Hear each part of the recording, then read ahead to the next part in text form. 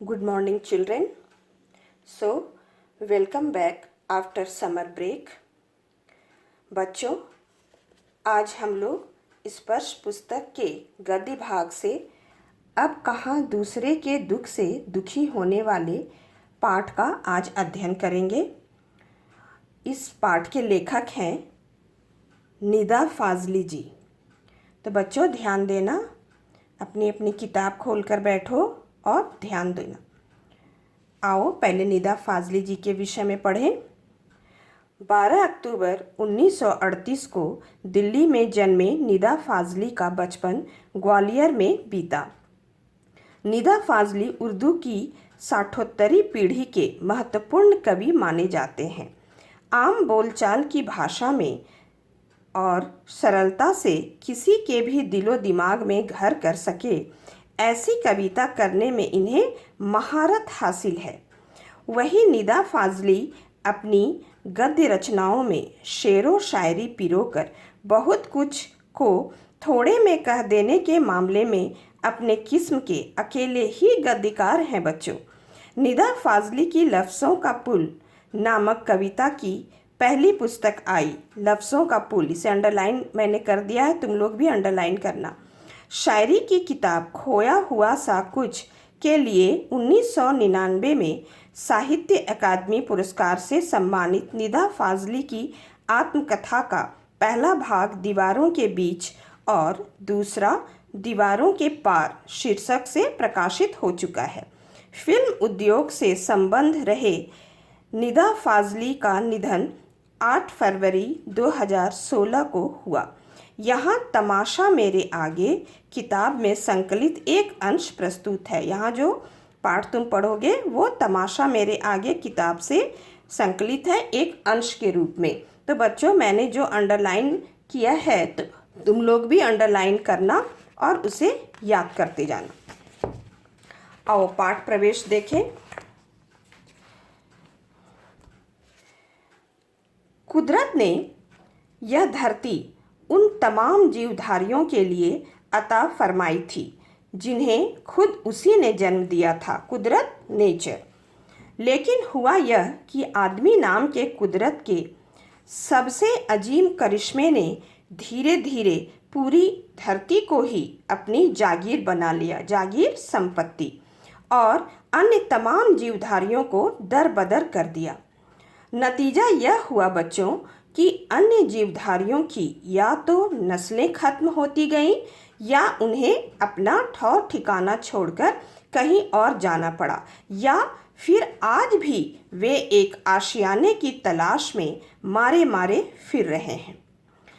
इतना भर हुआ रहता बच्चों तब भी गनीमत होती, लेकिन आदमी नाम के इस जीव की सब कुछ समेट लेने की भूख यहीं पूरी नहीं हुई।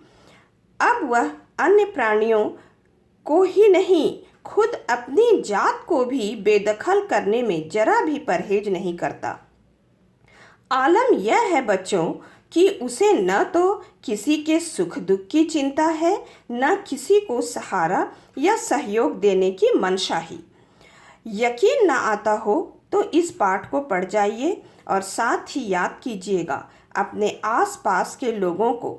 बहुत संभव है इसे पढ़ते हुए ऐसे बहुत लोग याद आए जो कभी न कभी किसी न किसी के प्रति वैसा ही बर्ताव करते रहे हों। तो आओ बच्चों, अब हम लोग पाठ पढ़ें। अब कहाँ दूसरे के दुख से दुखी होने वाले। जैसा कि बच्चों यहाँ पाठ के शीर्षक से ही समझ में आ रहा है कि प्रस्तुत पाठ में लेखक ने मानव के संवेदनहीन होने का संकेत दिया है। उनका कहना है कि आज मनुष्य यह भूल गया है कि इस धरती पर ईश्वर द्वारा जन्मी हर चीज पर सबका समान अधिकार है। स्वार्थी प्रवृत्ति ने उसे इतना अधिक लालची बना दिया है कि उसने अन्य जीवधारियों को इस धरती से बेदखल ही कर दिया है। अब वह मानव जाति की भी परवाह नहीं करता। दूसरों के सुख दुख से उसे कोई मतलब नहीं। बाइबिल के सोलोमन, जिन्हें कुरान में सुलेमान कहा गया है, ईसा से 1025 वर्ष पूर्व एक बादशाह थे। कहा गया है वह केवल मानव जाति के ही राजा नहीं थे, सारे छोटे बड़े पशु पक्षी के भी हाकिम थे। हाकिम मतलब राजा। वह इन सब की भाषा भी जानते थे। एक दफ़ा सुलेमान अपने लश्कर के साथ, लश्कर मतलब सेना, एक रास्ते से गुजर रहे थे। रास्ते में कुछ चींटियों ने घोड़ों की टापों की आवाज़ सुनी तो डर कर एक दूसरे से कहा, आप जल्दी से अपने अपने बिलों में चलो, फौज आ रही है। सुलेमान उनकी बातें सुनकर थोड़ी दूर पर रुक गए और चींटियों से बोले, घबराओ नहीं, सुलेमान को खुदा ने सबका रखवाला बनाया है। मैं किसी के लिए मुसीबत नहीं हूँ, सबके लिए मोहब्बत हूँ, मोहब्बत प्यार। चींटियों ने उनके लिए ईश्वर से दुआ की और सुलेमान अपनी मंजिल की ओर बढ़ गए। आगे देखते हैं बच्चों। ऐसी एक घटना का जिक्र सिंधी भाषा के महाकवि शेख अयाज ने अपनी आत्मकथा में किया है। उन्होंने लिखा है, एक दिन उनके पिता कुएं से नहा कर लौटे। सिंधी भाषा के महाकवि का क्या नाम है बच्चों?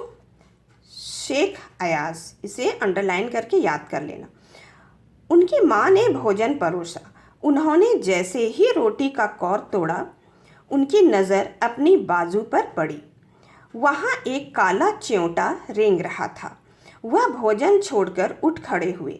माँ ने पूछा, क्या बात है, भोजन अच्छा नहीं लगा? शेख अयाज के पिता बोले, नहीं, यह बात नहीं है, मैंने एक घर वाले को बेघर कर दिया है। उस बेघर को कुएं पर उसके घर छोड़ने जा रहा हूँ।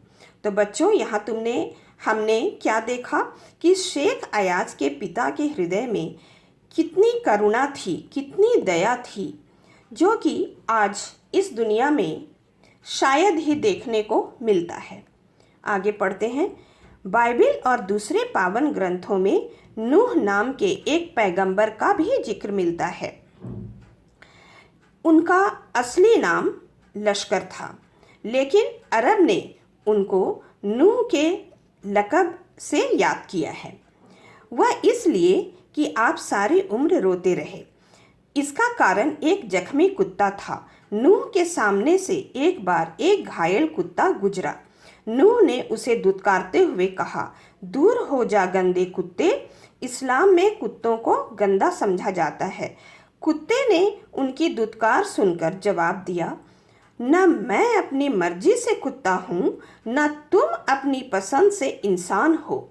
बनाने वाला सबका तो वही एक है। वही एक है का क्या अर्थ हुआ बच्चों? ईश्वर। अब ये पंक्ति को पढ़ो और समझो। मट्टी से मट्टी मिले, खोके सभी निशान, किसमें कितना कौन है, कैसे हो पहचान। इसका अर्थ समझते हैं बच्चों, ध्यान देना मेरे बच्चों। तो इन पंक्तियों में लेखक क्या कहना चाहते हैं? लेखक का कहना है बच्चों कि यह संसार नश्वर है। नश्वर मतलब नष्ट होने वाला। एक दिन हमें भी मृत्यु को प्राप्त होकर, अर्थात नष्ट होकर मिट्टी में ही मिल जाना है। मट्टी से मट्टी मिले मतलब मिट्टी में ही मिल जाना है। बच्चों, मिट्टी में मिलकर हमारा नामो निशान तक मिट जाता है। किसमें कितना कौन है, कैसे हो पहचान। नामो निशान मिट जाता है, अर्थात अस्तित्व ही समाप्त हो जाता है। मिट्टी में मिल जाने पर पहचानना कठिन हो जाता है कि यह किसकी मिट्टी है। तो बच्चों, लेखक के कहने का भाव यहाँ यह है कि मनुष्य अंत में मिट्टी में ही विलीन हो जाता है, तो हमें व्यर्थ ही अभिमान कभी भी नहीं करना चाहिए। बच्चों, इस पंक्तियों का अर्थ मैंने PDF फाइल में तुम लोगों को दिया है, तो स्पर्श की कॉपी में तुम लोग लिखकर याद कर लेना। Thank you.